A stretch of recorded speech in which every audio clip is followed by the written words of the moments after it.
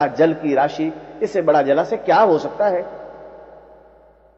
ये तो बहुत लंबा चौड़ा तालाब है और मैंने प्रयत्न करके इसका पूरा एक चक्कर लगाया है, मैंने देखा है। यही तो जीवन है। और यदि वह समुद्र में गिर जाए और समुद्र के अथाह जल को देखे तो उसे आश्चर्यचकित हो जाना पड़ेगा कि वह तो एक छोटा सा हिस्सा था, वह जीवन था ही नहीं। तुम्हारी भी स्थिति उस कुएं के मेढक की तरह है, जिसे तुम एक सीमित दायरे में घूमने की क्रिया को ही जीवन मान लिया है। पत्नी है, एक दो पुत्र हैं, थोड़ा सा धन है, मकान है, समाज में संपदा है, सम्मान है, और इसी को तुमने जीवन मान लिया, क्योंकि इससे बाहर निकलने की क्रिया का तुम्हें ज्ञान ही नहीं रहा।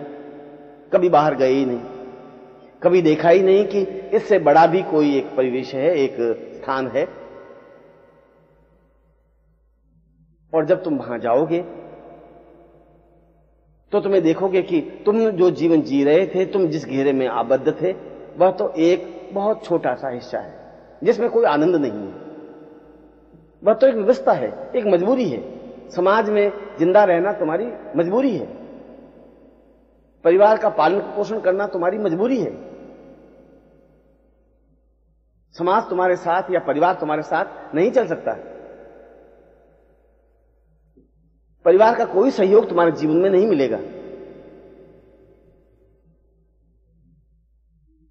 जब वाल्मीकि को, जब वो डाकू थे, ऋषि तो बहुत बाद में बने, रामायण की रचना तो बहुत बाद में की, पहले तो भयानक डाकू थे जिनके नाम से पूरा आर्यावर्त घबराता था, थर थर कांपता था। उस रास्ते से कोई राहगीर जा ही नहीं सकता था। लूटना, खसोटना, मारना, छीन लेना ही उसका कार्य था।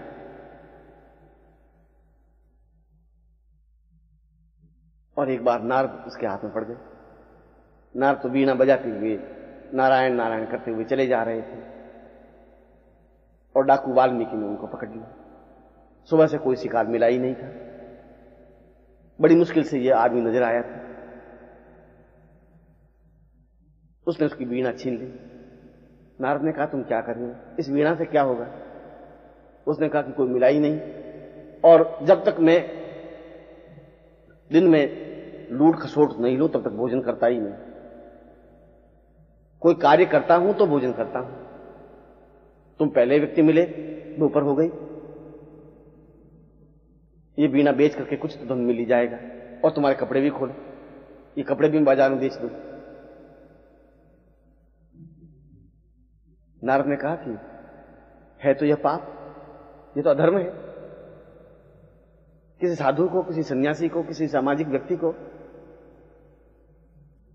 इस प्रकार से पकड़ना और छीन लेना क्या उचित है? उसने कहा, उचित तो नहीं, मगर मैं ये करूंगा जरूर, क्योंकि मुझे अपने परिवार का पालन पोषण करना है। नारद ने कहा कि तुम्हारा परिवार तुम्हारा साथ देगा, क्योंकि तुम तो पाप कर रहे हो, यह पाप कर्म है। वाल्मीकि ने कहा कि जरूर यह पाप कर्म है। किसी की हत्या कर देना पाप है, किसी को छल के साथ लूट लेना पाप है। मैं जानता हूं कि यह पाप है, मगर मैं अकेला ही तो पाप नहीं कर रहा हूं, अपने परिवार के लिए कर रहा हूं। परिवार मुझे साथ देगा ही। नारद ने कहा, तुम पहले अपने परिवार वालों को पूछ लो। वाल्मीकि ने एक रस्सी से नारद को पेड़ से बांध लिया। घर गए, बुढ़ी मां को पूछा कि तू मुझे बता कि मैं जो छीना झपटी, लूट खसोट, हत्याएं कर रहा हूं, यह पाप तो है ही? मां ने कहा, बेटा जरूर पाप है, और मैं इससे तुम लोगों को रोटी दे रहा हूं, अन्न दे रहा हूं, आवास दे रहा हूं, तो तुम भी पाप में भागीदार हो। मां ने कहा, मैं तो पाप में भागीदार नहीं होती। ये तुम्हारा कर्तव्य है कि तुम मां को रोटी खिलाए। तू कैसे कमा के लाता है ये तू जाने। पाप करेगा तो पाप का फल तुम भुगतेगा, मैं तो भुगतूंगी नहीं। मुझे, और मैंने पाप के लिए तुझे कहा भी नहीं, मैं इसमें भागीदार नहीं हो सकता। वाल्मीकि पत्नी के पास गया। पत्नी को कहा कि देख, मैं डाकू हूं और सैकड़ों लोगों की हत्याएं की हैं, लूटा है, खसोटा है, मारा है, उसके गहने छीने हैं और तुझे दिए हैं, तुझे पहनाए हैं। क्या छीनना, झपटना, लूटना, मारना पाप है? पत्नी ने कहा कि निसंदेह पाप है। वाल्मीकि ने पूछा, तो ये तुम्हारे लिए कर रहा हूं, क्योंकि ऐसा करने पर ही तो मैं तुम्हें अन्न दे सकता हूं, भोजन दे सकता हूं, आवास दे सकता हूं, गहने दे सकता हूं, और तुम्हारे लिए ये कर रहा हूं, तो तुम भी तो पाप में भागीदार हो। पत्नी ने कहा, मैं तो पाप में भागीदार नहीं रहती, मैं हूं ही नहीं। एक पति का कर्तव्य है, धर्म है कि वह पत्नी का भरण पोषण करे। तुम मेरा भरण पोषण करो। कैसे करते हो, ये तुम्हारी जिम्मेवारी है, ये तुम्हारा धर्म है। पाप का फल तुम्हें भोगना पड़ेगा। वाल्मीकि वापिस आ गए, नारद को बंधन से छुड़ाया, छोड़ दिया, और उसी क्षण उन्होंने डाकू का कार्य छोड़ करके, छीना झपटी का कार्य छोड़ करके एक साधु जीवन प्रारंभ कर। क्या तुम भी वाल्मीकि डाकू से कुछ कम हो? क्या तुम छीना झपटी नहीं कर रहे, छल नहीं कर रहे, झूठ कपट और असत्य नहीं कर रहे हो? और यह सब तुम परिवार वालों के लिए कर रहे हो, और तुम्हें यह गलतफहमी है कि ऐसा करने पर परिवार वाले तुम्हें साथ देंगे, पाप में भागीदार होंगे। पाप में भागीदार तो वो नहीं है,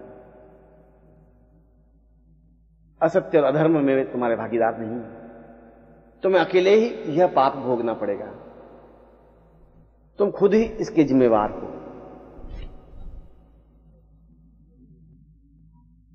फिर तुम कब इस चेतना को, इस जीवन को समझ सकोगे? कब तुम्हें नारद मिलेंगे? कब तुम्हें ऋषि मिलेंगे?